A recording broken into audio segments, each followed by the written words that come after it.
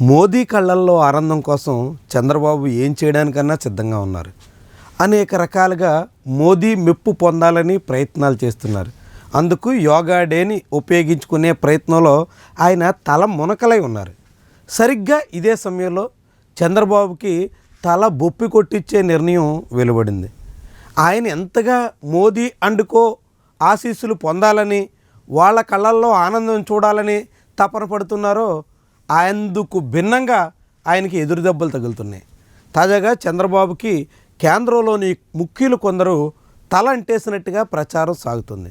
ఒక కీలకమైనటువంటి వ్యవహారంలో ఆంధ్రప్రదేశ్ ప్రభుత్వ తీరుని తీవ్రంగా తప్పుపట్టినట్టుగా తెలుస్తోంది. ముఖ్యంగా తిరుమల తిరుపతి దేవస్థానం ఆధ్వర్యంలో ఇటీవల కొందరు మఠాధిపతులకి పీఠాధిపతులకి నోటీసులు ఇచ్చారు. వివిధ వ్యవహారాలకి సంబంధించి తిరుమలలో కార్యకలాపాల అంశానికి సంబంధించి ఆయా పీఠాధిపతులకి టీటీడీ నేరుగా నోటీసులు ఇచ్చింది. ఆ నోటీసుల మీద పీఠాధిపతులు తొలుత టీటీడీ బోర్డు పెద్దల్ని కలిశారు. కానీ పెద్దలు మాత్రం ఆ మఠాధిపతులు పీఠాధిపతుల్ని ఖాతరు చేసేదానికి సిద్ధం కాలేదు.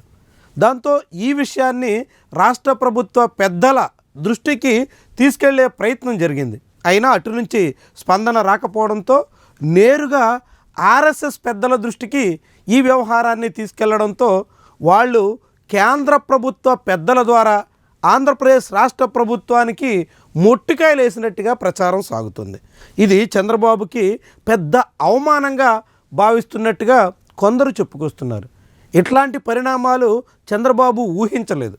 వాస్తవానికి యోగా డే సహా వివిధ కార్యకలాపాలు, ముఖ్యంగా కేంద్ర ప్రభుత్వ విధానాల అమలు విషయంలో మోదీ మెప్పు పొందేటువంటి రీతిలో చొరవగా సాగుతున్నారు.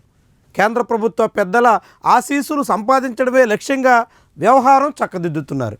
ఆంధ్రప్రదేశ్లో ప్రజలకి వ్యతిరేకత వస్తున్నప్పటికీ, ప్రజల్లో అసంతృప్తి పెరుగుతున్నప్పటికీ దాన్ని ఏ మాత్రం ఖాతరు చేయకుండా చంద్రబాబు ముందుకు సాగుతున్నారు. చివరికి తన పార్టీ శ్రేణులు కూడా కొన్ని అభ్యంతరాలు వ్యక్తం చేస్తున్న వాటిని సైతం పక్కన పెట్టి మోదీ విధానాలను ముందుకు తీసుకెళ్లే పనిలో చంద్రబాబు ఉన్నారు. ఇలాంటి సమయంలోనే టీటీడీ బోర్డు కారణంగా చంద్రబాబు చీవాట్లు తినాల్సిన పరిస్థితి వచ్చిందనేటువంటి వార్తలు ఇప్పుడు గుప్పమంటున్నాయి. ఇది చంద్రబాబు ఊహించని ఎదురుదెబ్బ కావడంతో ఆయన కాసింత నిరుత్సాహానికి కూడా గురైనట్టుగా చెప్పుకొస్తున్నారు. ఇలాంటి పరిస్థితికి కారణమైనటువంటి టీటీడీ బోర్డు తీరు మీద చంద్రబాబు తీవ్ర అసహనాన్ని ప్రదర్శించినట్టుగా కూడా తెలుస్తోంది. వాస్తవానికి టీటీడీ బోర్డు చైర్మన్ పదవి కోసం సుమారుగా 4-3 నెలల పాటు అనేక రకాలుగా ఆలోచించి చివరకు టీవీ5 చైర్మన్ బిఆర్ నాయుడికి అవకాశం కల్పించారు. కానీ ఆయన అవకాశం వచ్చినంత వరకు ఒక మాదిరిగా, వచ్చిన తర్వాత మరో రీతిన సాగుతున్నట్టుగా కనిపిస్తుంది. ప్రస్తుతం టీటీడీ బోర్డు వ్యవహారంలో తన మాటే ఫైనల్ అనే చందాన బిఆర్ నాయుడు తీరు ఉంది అనేటువంటి అభిప్రాయం చాలామంది టీడీపీ నేతల్లో వ్యక్తమవుతుంది. అందుకు తగ్గట్టుగానే మఠాధిపతులు పీఠాధిపతుల వ్యవహారంలో బిఆర్ నాయుడు కొంచెం దూకుడుగా సాగినటువంటి పరిస్థితి రావడంతో ఇది చంద్రబాబుకి తలనొప్పులు తీసుకొచ్చినటువంటి వ్యవహారంగా మారినట్టు కనిపిస్తుంది. మరి ఇలాంటి పరిణామాల తర్వాత చంద్రబాబు కాసింత దూకుడు తగ్గించి, ముఖ్యంగా తిరుమల తిరుపతి దేవస్థానానికి సంబంధించి మరింత జాగ్రత్తగా ముందుకు సాగే